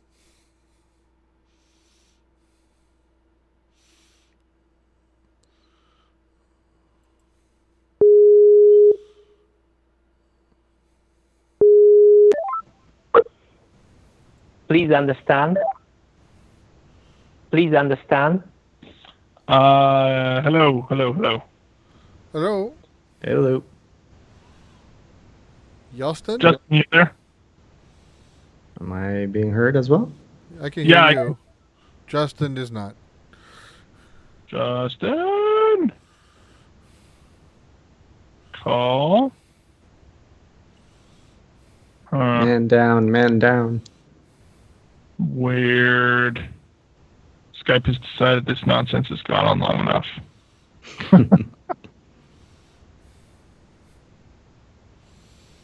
Well, we'll have to answer his question in part 2. Yeah, well.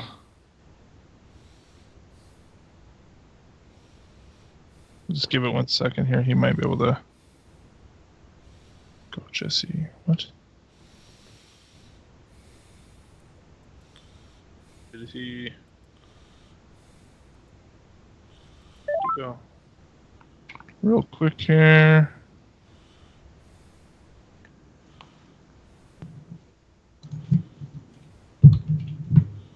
Can you hear me? There he is. Yes?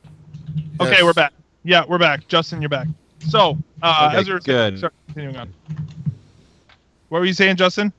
Jay, I was going to ask Jay how he feels the current state of the indie scene is now. Why is indie so popular right now?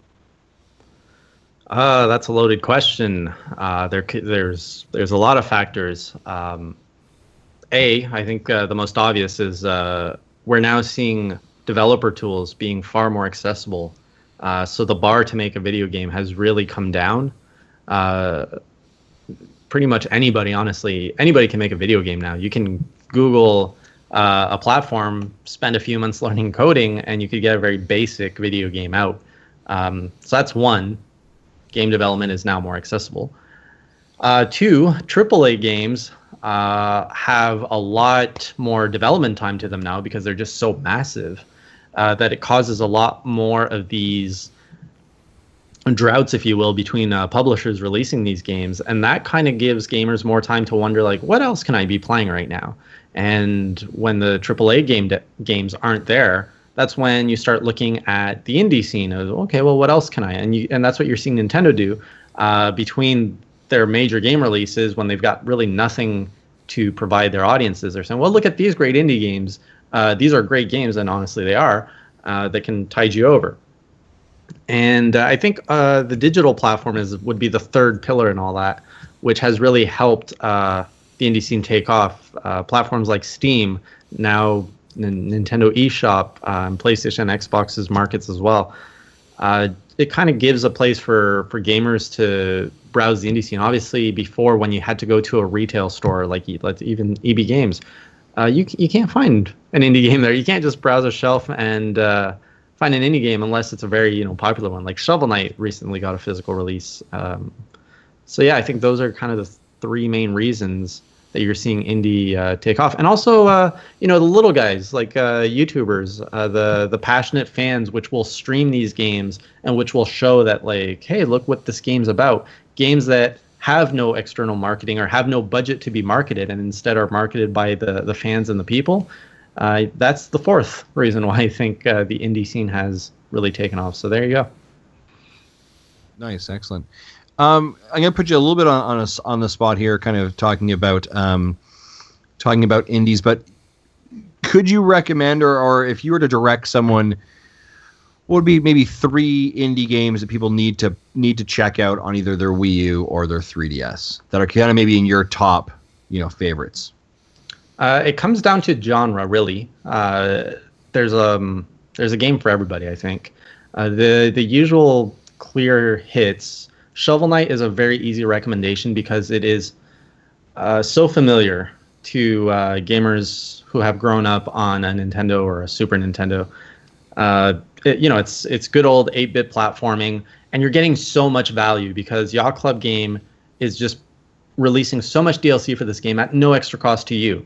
So you're paying, I think, $15, unless they bumped up the price since adding DLC, and you're getting this whole campaign, which is essentially like a Mega Man game, but bigger and better, in my opinion. And now they've released the Plague of Shadows DLC last year, which is an entirely new game with new mechanics, whole new story, everything, and it's very well polished. And this spring, you're getting another chapter of DLC called where you play as a completely different character with completely different mechanics, whole new levels, everything, new story. And then later on, there's an even third chunk of content. So just for value alone, Shovel Knight. And also, Shovel Knight is so well known. I mean, just for your own gaming knowledge, you should pick that up. If you're into Metroidvanias, Guacamelee is a fantastic game, and more recently Axiom Verge. Both are very, very good Metroidvanias, very fun. Guacamelee offers a little bit more of that beat 'em up style to it, so that's also great. The mechanics for fighting in Guacamelee are just wonderful. Severed is another great game, as you mentioned earlier, Justin. I haven't gone to play it much, just a few previews here and there, but from what I'm hearing, it's great. One that's probably unheard of by most people that really surprised me at how fun it was. This is like a 7.5 game, but really addicting and great for families, I think. It's called A World of Keflings. I don't know if you've heard of it. No. It's available on your Wii U, and it's like a world building game where your me character is a giant, and these Keflings are like little tiny people who build things for you, and they kind of worship you, and you pretty much have to build certain things to get to bigger buildings, and eventually you unlock paths to new worlds. And there's no fighting in it. It's all resource collecting and building things, and it has nice little relaxing music. It's a very entertaining game, and I was surprisingly hooked to that. I beat the whole campaign. It's a pretty meaty game, 5-6 hours. So that's kind of an underrated title that I would recommend. Nice. And on the 3DS, another good one is what's it called? Gunvolt, I think is what it's called. Gunvolt 2 comes out tomorrow. Right, yeah. So that's for those who like Mega Man X, I feel that has that Mega Man X vibe. It's by the same developers, I think, or some people who worked on Mega Man X. And another one on the 3DS, Metroidvania, which is also on the Wii U now, is what's it called? It's by Renegade Kid. It's on the mug that I hold in my picture. Mutant Mudds or Zeo Drifter? Zeo Drifter is another little tiny Metroidvania, which is great on the go. Yep. Very cool. Right on. Well, again, thanks, man. Thanks for being on the show. And, dude, awesome. Thanks for sharing your indie knowledge and your love. And again, it was enthusiast.gg was where you wanted to kind of direct people, right? Yes, and that's kind of where we will be eventually. So NintendoEnthusiast.com will eventually redirect to the Nintendo community of enthusiast.gg. So enthusiast.gg has all these communities, has a Pokemon Go community that you can pretty much, if you don't care so much about the other parts of the gaming world, you can focus on the communities you like. You can find other players who share the passion with you. And if you want to be a content creator, we give you a voice on a platform, and we promote your stuff on our social media to give you more visibility.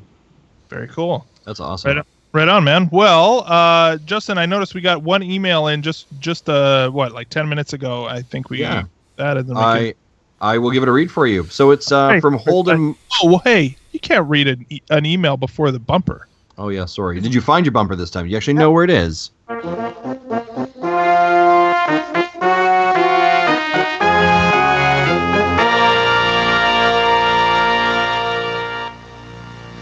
There, now you can read the bumper. Okay, thank you. I appreciate that. Or This now you email, can email, I should say. Go ahead. okay. The email comes from Holden Moffat. He says, "Hello, Nintendo Dads. It's Holden Moffat. To start things off, I also happened to be at the Zelda Symphony in Edmonton. I would have said hello if I had ran into Zach.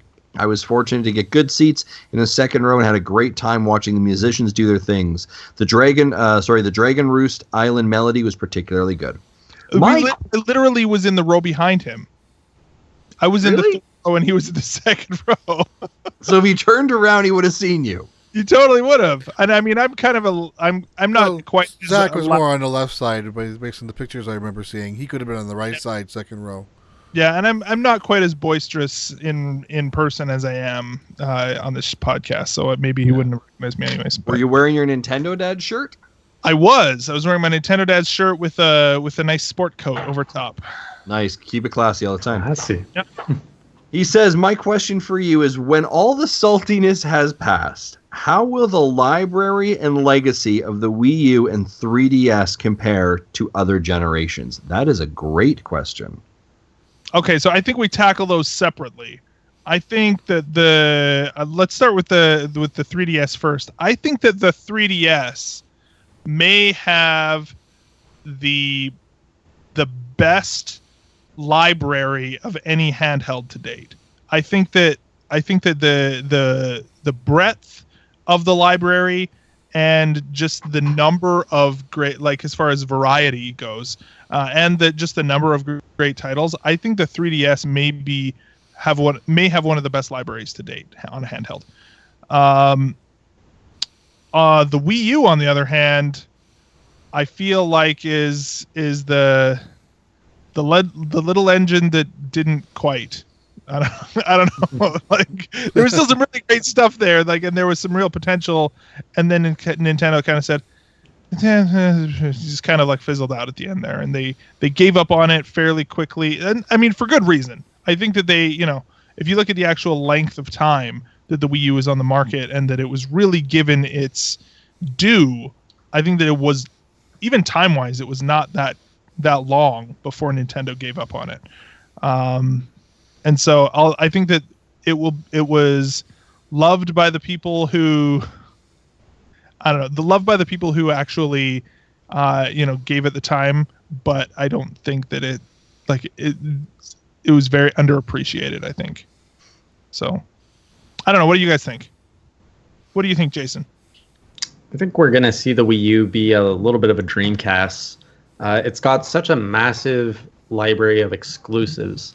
I think it'll lose a lot of that appeal because I do think Nintendo is going to port their best hits from the Wii U over to the NX. So I think we're going to see, Splatoon and stuff, because these games are already developed and they have not been shared with that large of an audience. So it's an easy business move for Nintendo to say, let's just take this game that we've already developed and let's just repackage it for a new console and for a much bigger audience, let's say, right? So in that regard, I don't think a lot of future gamers are going to pick up a Wii U to play necessarily its exclusives, even though it's going to be known for that. But I think we will see a lot of collectors picking it up just because it's such a unique console and there's so many games that were only available on the Wii U. Yeah. Right on. What about you, Justin? What do you think? I think when the historians will look back, and I think the Wii U will be collected in this weird, almost nostalgia. The Wii U became a bit of a tipping point for Nintendo, for the decisions of how they decide to move forward. Again, presuming the NX is this crossed handheld, and I think that almost like how the Virtual Boy is somehow nostalgically collected and kind of looked at in this weird, grotesque, horrible idea. I think in some degree the Wii U will be looked at in that way, but I also think that the Wii U is probably, I think, one of the best systems, for as faulty as it may be comparatively to for some things that do. I think it really did some great things. I think the Wii U stepped forward. I think it brought some amazing exclusives to the console. And I always boil this question down to a very simple thing: was it fun? right? And the Wii U was a really fun console. And I think there's a lot of great games out there that demonstrate that fun. I think Splatoon's a great example. Mario Maker's a great example. Pikmin.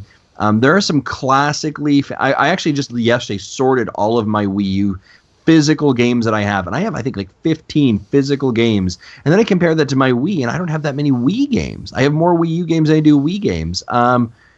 I think there's something you so... have a Nintendo podcast back then. That could also be part of the problem.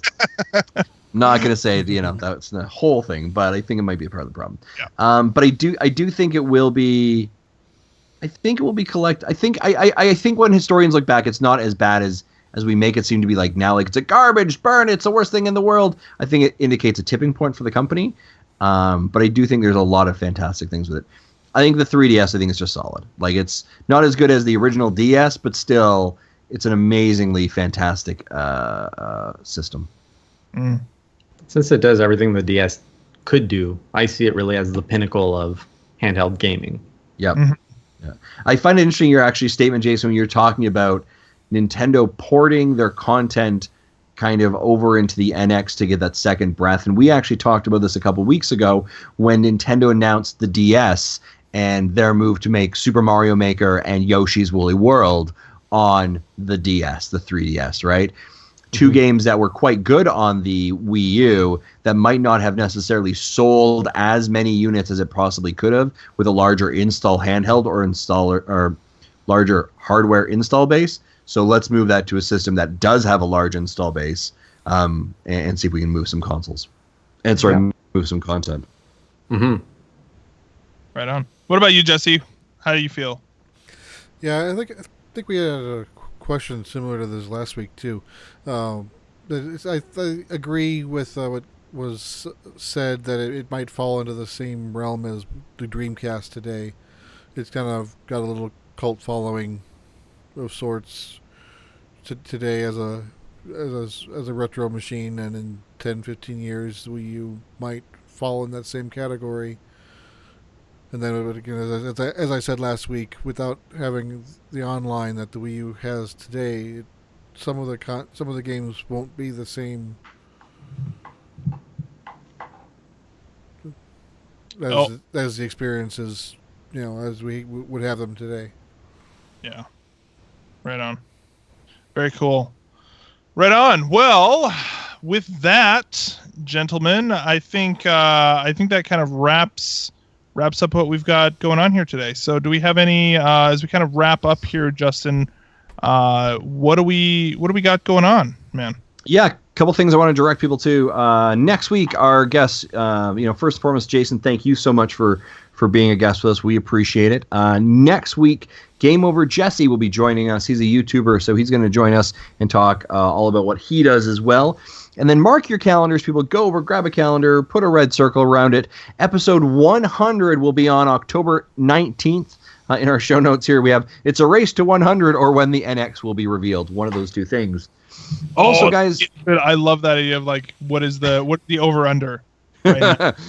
Also, guys, we're really excited. If you haven't checked it out, go to our Facebook page. We're really excited that this year Nintendo Dads is taking part in Extra Life 2016 to raise funds for children's hospitals. So, guys, we have a team. We have set up a team. We have members on it already. We're actually almost already going to meet our goal of $1,000. I think we can blow that goal out of the water. So, guys, if you're interested in either contributing to our Extra Life campaign or joining our team, please contact us on our Facebook page or just search Nintendo Dads when you sign up for Extra Life. We are going to be doing the date of November 5th. Is the day that we'll be playing our game. So more to come on that next couple of weeks, but we are super excited to be taking part in this. And also we're super excited to be beating both the Mega Dads team currently and Bobby and Sean's team right now. So yeah, winning all the way. But it's this honestly, like, this is a testament to both Justin's hard work and my complete busyness, is that this is the first time I've heard of this. So I'm excited. I'm excited. Like, so I'm looking forward to that. That's really exciting. Nice. That's really cool. So, if you're playing Retro Rewind, you should be playing Mega Man 2 right now. All right, Mega Man 2 is what you should be doing. Yes, absolutely. Yeah, I totally agree. We're doing that next week, right? Is that next Wednesday? We record our Mega Man 2 episode, so that will be up on the feed. The 10th? No, sorry, the 9th of October. Right on. Very cool. Well, that's all I got. Right on, man. Well, thank you, sir. And with that, I think that brings us to the end of an episode and the end of not really an end of an era. I don't know what that means. Jason, thanks again, man, for for being on the show, dude. Yeah, thanks for having me, guys. As well, if you want to follow us on all of the social medias, you can do so on Twitter, Facebook, or Instagram at Nintendo Dads. You can email us nintendodads@gmail.com. You can look us up, Nintendo Dads, on YouTube or on Twitch, and you can find videos. And we just put up a video of the Pokemon Go Plus. I've been using that. I guess that was something I hadn't talked about. Go over to YouTube and you can watch that. You don't need to listen to that on here. But yeah, anyways, so head over to YouTube and find all the videos. Of course, we do this every Wednesday night around 9-ish, whenever somewhere around there, 9. Anyway, follow us on Twitter. You'll see when we record live.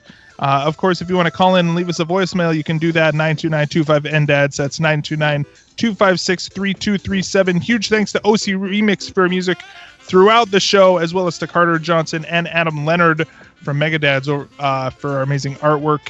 If you want to buy some Nintendo Dads merch, go over to tiny.cc/Nintendo Dads store. And of course, if you want to change the world, go over to iTunes, leave us a 5-star review. Written reviews are even better. They're the best, even. And that's how you get Nintendo Dads into everybody's ears. So do that, and you'll change the world one review at a time. Of course, if you want to subscribe to us, you can head over to iTunes, Stitcher, Google Play, and of course, bgtribune.com. For me, for Justin, for Jesse, and for Jason, we'll see you next week. Bye-bye.